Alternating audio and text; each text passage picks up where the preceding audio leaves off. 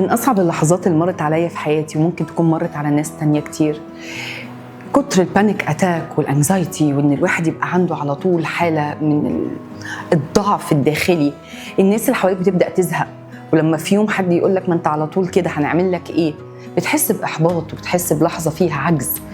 لكن بفضل الله لما ابتديت أتعلم وابتديت أعرف أفرغ مشاعري اللي كانت ضغطاني، أفرغها بالتنفسات، بالكتابة، بإني أحرر الصدمات اللي كانت السبب الجذري وراء أصلا البانيك أتاك اللي كان بيجيلي، لقيت نفسي في حالة اللي قدامي اللي كان بيقول لي ما أنت على طول كده يقول لي هو أنت عملتي إيه عشان تبقي كده؟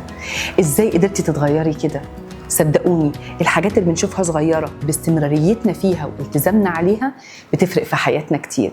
لو بتتنفس اتنفس، لو بتفرغ المشاعر بالكتابة فرغ، اعمل أي أسلوب تفريغ بالدعاء بالصلاة، أي حاجة أنت عايزها. المهم اعرف طريقك فين، فرغ الضغط اللي جوه عشان تبدأ تعيش حياة أحسن، ومحدش يجي يسيبك ويمشي ويقولك ما أنت على طول كده.